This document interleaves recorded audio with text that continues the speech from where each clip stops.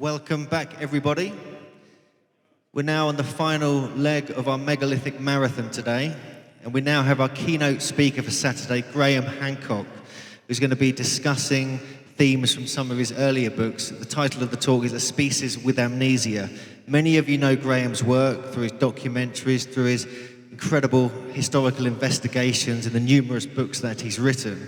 And also recently he's got into novel writing as well. And today he's going to be exploring the lost civilization from prehistory. So please give a warm welcome to Graham Hancock.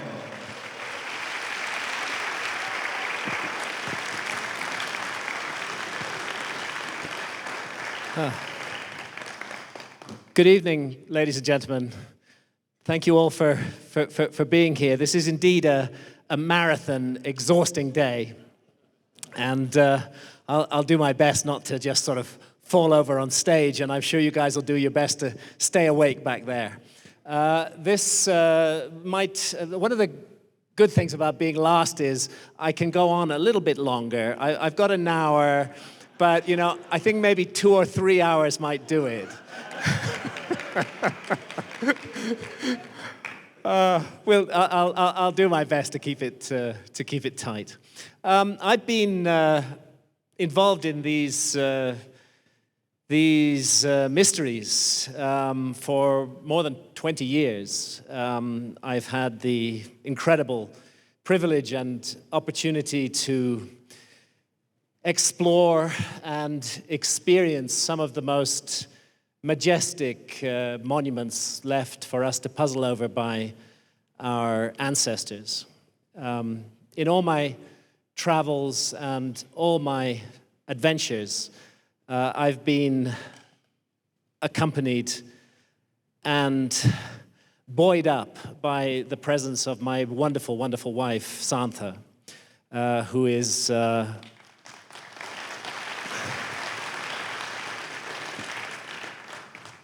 as far as I'm concerned, the best human being on the planet, and I am so lucky to have her as my partner. She's been with me every step of the way, taken every risk with me, including some very extreme scuba diving as we got on to Underworld. The talk I'm going to give tonight will range across material that is in all 3 of these books. So if you want further information on them, that's the place to look. Unfortunately, none of my books are available here, but they can be obtained, of course. This is our beautiful garden of a planet, as we are familiar with it today. This majestic work given to us as a theater of experience to learn and to grow and to develop within. How incredibly privileged we are to be born in human bodies and to live on such a garden floating in the universe. It hasn't always looked the way it looks today. If you go back to the last ice age, which reached its maximum about 21,000 years ago, not so long ago, really, just the blink of an eye, you'll find that ice caps that are 2 miles deep sit on top of North America and also on top of Northern Europe. Now, all the water that's frozen into ice in those ice caps had to come from somewhere, and where it came from was the world's oceans.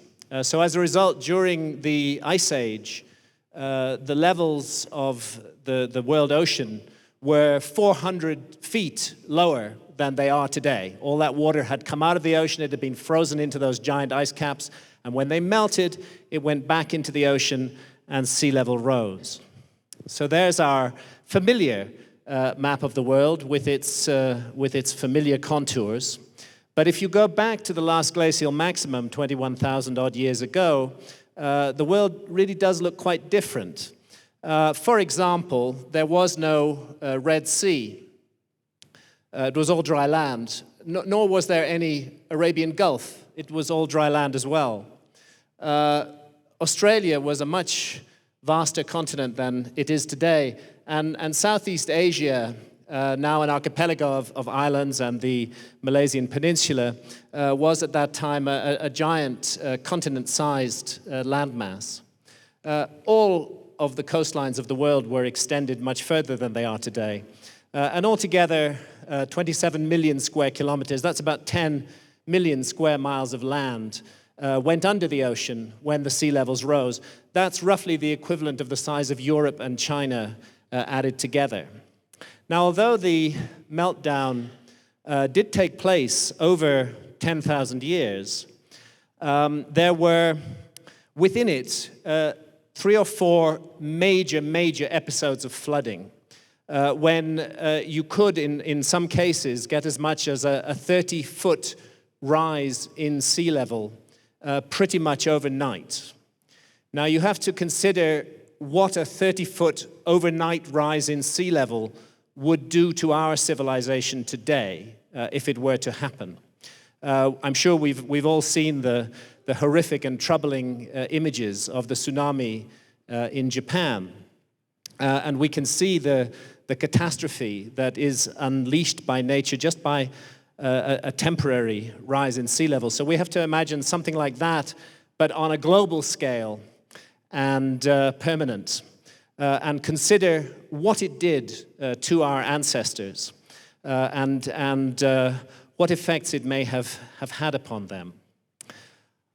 I don't believe it's an accident that there are more than 2,000 flood myths pretty much all around the world. Memories of a gigantic global flood that almost wiped out mankind. Most archaeologists and historians are not very impressed with flood myths, and they take the view that these were little local events, perhaps a river flooded its banks, little local events which were then elaborated out by our superstitious ancestors who imagined it was a global flood. But I find that a completely unnecessary explanation, since we know that there was gigantic global flooding during the 10,000 years at the end of the Ice Age. And it seems to me highly probable that the world's legacy of flood myths are a memory of what happened at the end of the Ice Age. One of those flood myths was preserved by Plato, and that's the myth of Atlantis.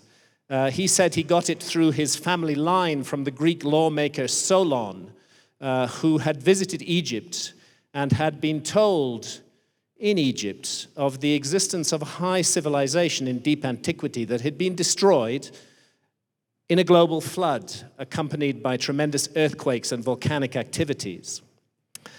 And this civilization, Plato said, was globally distributed, although focused on an island which he appeared to locate in the Atlantic. And he said that in a single terrible day and night, it was utterly obliterated. And that mankind was forced to begin again like children with no memory of what went before, that we were indeed a species with amnesia. The flood myth is found in India, where we have the Indian Noah figure, Manu, who is preserved by the god Vishnu to repopulate the planet, much in the way that Noah does in our Western flood story. And in Greece, it's the story of Deucalion and Pyrrha, who ride out the flood in a huge box. And again, their role is to repopulate the earth and to reestablish civilization. Similar stories have come down from the ancient Maya, who spoke of cyclical destructions and rebirths of the earth, and indeed the Aztec civilization as well. And of course, we all know the Noah story from the Bible.